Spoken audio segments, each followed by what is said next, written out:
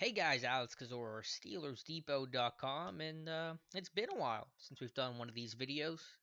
Since the off season has happened, and we've been focusing so much on the draft profiles and not a lot on talking to the tape, the all 22 that we've gone through.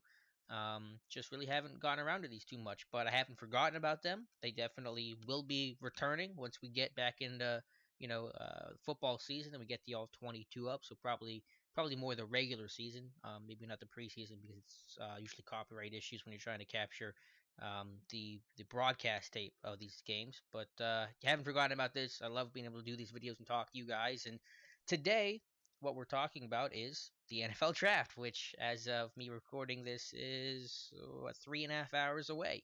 And we've written a lot about it, of course, and I think our team at Steelers Depot has done a tremendous job, and hopefully you've enjoyed it as much as we have. I think we did 178 total draft profiles and all the studies we've done and mock drafts and things like that. It all comes to an end tonight, though, and we can put the speculation to bed, and we can start talking about what actually happens and the players that are drafted and how they will actually impact the Steelers going forward in 2017 and beyond. I'll preface it by saying I have no idea what's going to happen. And to be fair, I never know what's going to happen. We're all on the outside. We're all trying to knock on the door and get in the house and see what's going on in the minds of Tomlin and Colbert and everybody else. But of the last three drafts, this draft and the last two, where I guess I've probably been the most serious about trying to predict and make my guess of who the pick is going to be. This draft is the one I'm the least confident about, and I think the one that's most unpredictable. Doesn't mean I was always right in the past. 2 years ago, I nailed the Bud Dupree pick. He was the guy I circled all along and said if he fell, because remember he was projected higher. Remember even Washington at some point, had interest in him. If he fell, he was going to be the team's pick, and he was.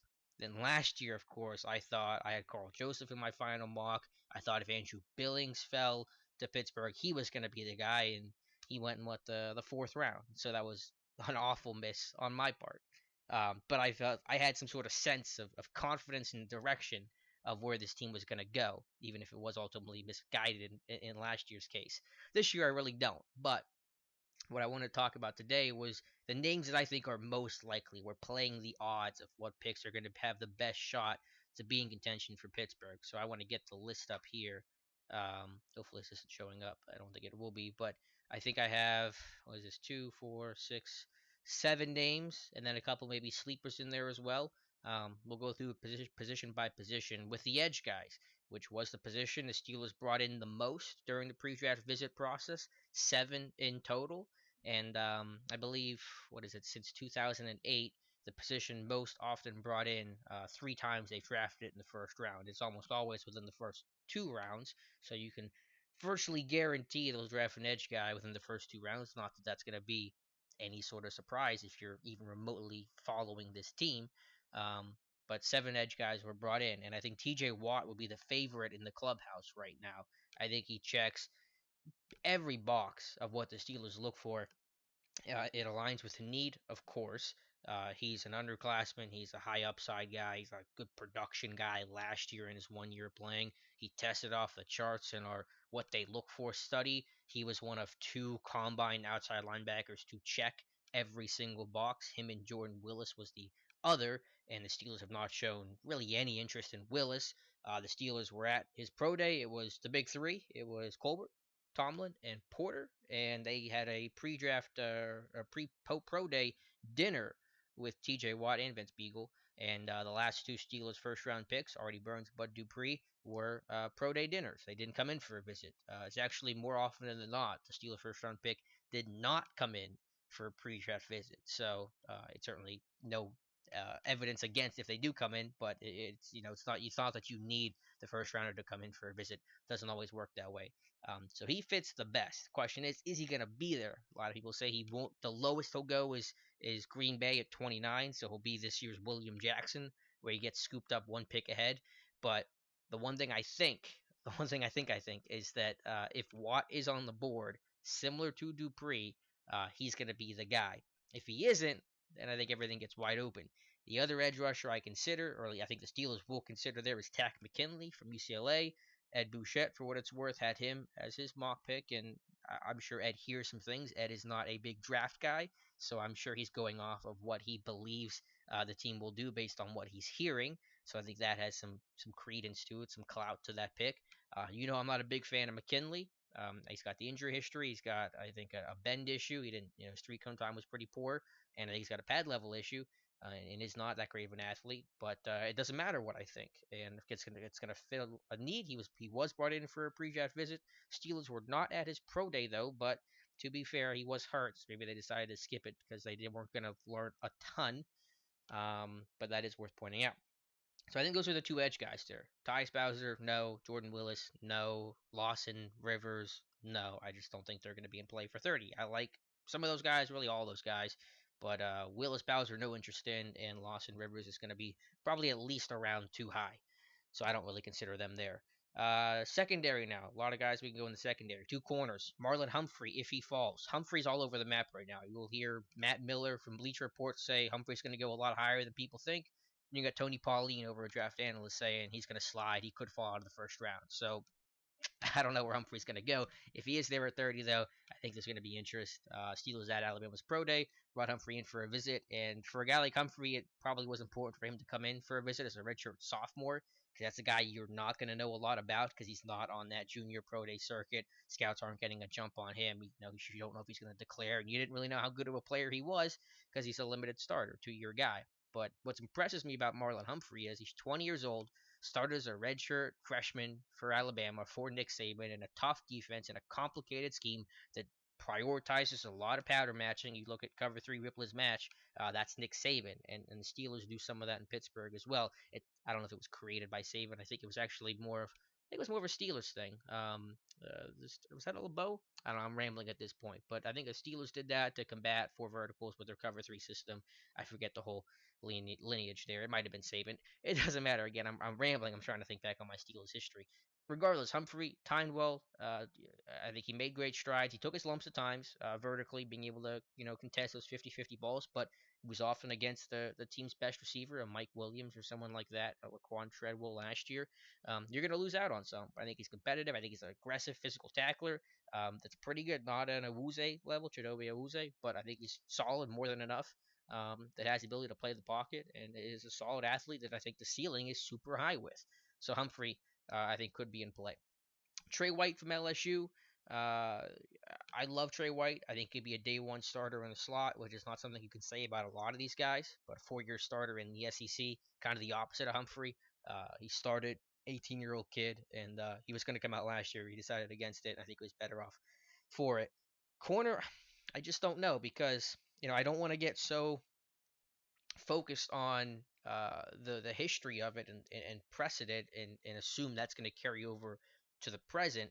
But they only brought in 4 corners that were non-local visits, and as I pointed out, that generally means they have corner a little lower on the list of priorities. Doesn't mean they can't take a corner high, but you just look to those things. So I'm a little hesitant on corner, especially someone for the outside. White in the slot, I think, could potentially be plug and play, which I think is really attractive. But I don't discount that possibility either. I don't discount anything in this draft because I think it is just that darn crazy. But I like Trey White a lot. He ran well. He's tested pretty similar to Artie Burns, actually. Isn't physicality's about the same as Artie, I think. Maybe a tick below for White. It's not great. It's not terrible though, either. The safety that I think has been linked to Pittsburgh the most is Jabril Peppers from Michigan. You've heard his name a million times. You probably know my thoughts on Jabril Peppers. I'm not crazy about the pick. It's not a lack of fit. It's not a lack of athleticism. It's just, did you make plays? He didn't do it. I don't want to rehash it all. I'm sure someone's going to send me the video on YouTube about Jabril Peppers, which I've gotten 800 times, which I appreciate you guys sending, but I get the video. I still have my concerns. It's not going to get solved by the video. But that could be certainly in pick, and I don't think the diluted drug test is going to affect him too much. I think it's a one-off thing. I think that if you already really liked him as a character and his attitude before this came out, you probably aren't going to change your opinion too much. So I don't think it's going to move the needle too much there, especially for Pittsburgh. 2 other names I'll throw out there, other positions, maybe more or less wild cards. But Jared Davis, who Dave mocked and we've talked about for a while now, that I really like and certainly would not be mad if the Steelers took him. A 3-down linebacker. I think he is a Lawrence Timmons 2.0, a guy that can carry the team Had some injury concerns last year at Florida, but nothing. I don't think that's going to hurt you long term. Hearing he could go a lot higher though, that he may not even really be close to by the time Pittsburgh gets around. He could go, 10 picks before. So we'll see if he even gets there. That's kind of a late riser, so to speak. Jared Davis from Florida, but I think that guy's going to be a long time starter in the league. Can be that three down backer. Um, that makes a lot of sense, and you can't be mad about that. Even though I am a big Vince Williams fan. The last guy will go offense. Evan Ingram, the tight end from Ole Miss. Now I know what you're saying. Tight end. They weren't at his pro day. They didn't bring in any tight ends. Ingram didn't come in. They brought in just one, Jason Crooms. Why Ingram? Well, the NFL.com guys, they all switched. They all flipped to Ingram at the last second. I forget who. Jeremiah. I think Bucky Brooks. Someone else. I forget the whole list. But they nailed the Artie Burns pick last year.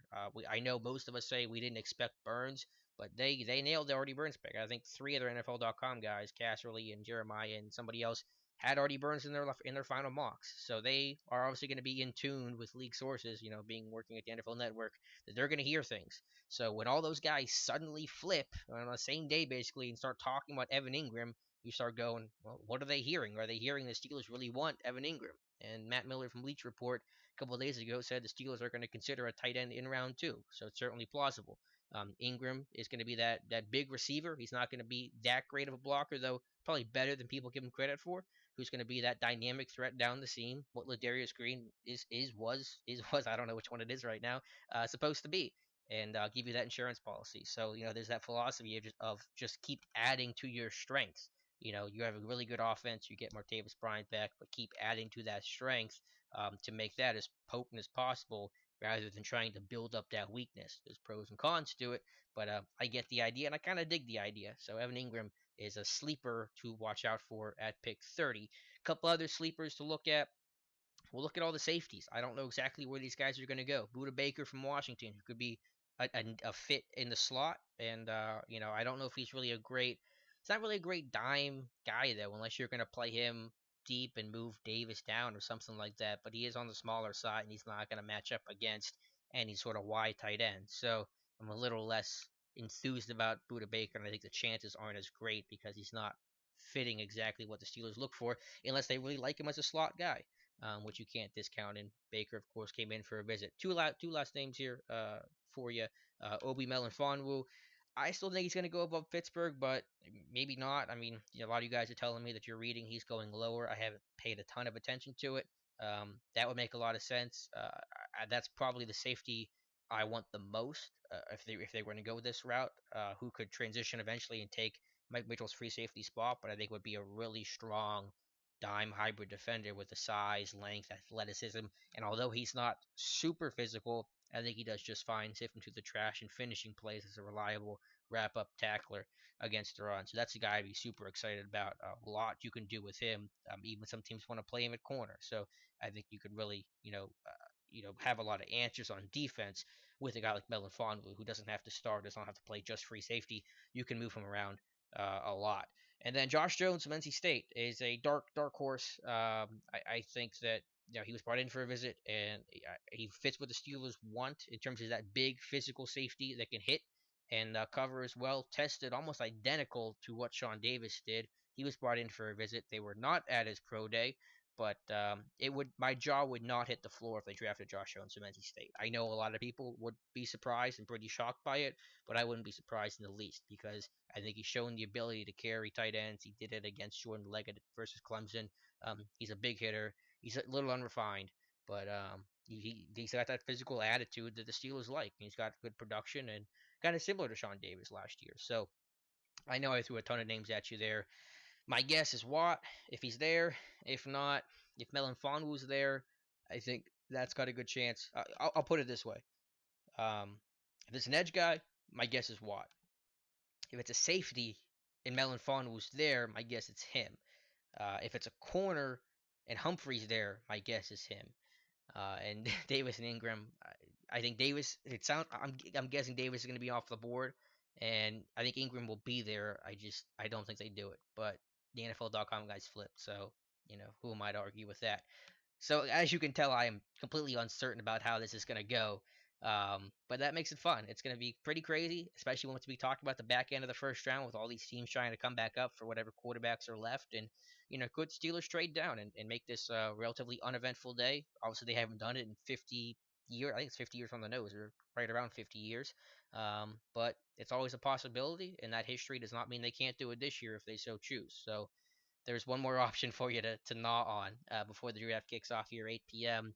In Philadelphia. So Steelers pick 30th on the clock. Take a nap beforehand if you're so inclined, because you will be waiting a while, and we'll see what happens. But we'll have all the coverage and reaction and talking about whoever they take, how he fits in the Steelers defense up on SteelersDepot.com throughout the night, and of course in the morning as we get ready for this nonstop process through the weekend. It's gonna be a lot of fun though. Thank you guys so much for following during this process, and I love talking to you guys and bouncing ideas off of you. I like talking to you guys because I can get my thoughts out there and you guys say your things, and I definitely think about it and consider it, and it changes my opinion sometimes as well, or it confirms my opinion. But it's good to be able to have that debate and throw out different ideas and see different viewpoints. So it's been a lot of fun this whole time, from the Senior Bowl to the combine, and now of course leading up to the draft. So thank you guys so much for watching. Let me know who you think will be the pick at 30, or will they trade down? Throw your thoughts in there as well, and we'll talk to you after the draft.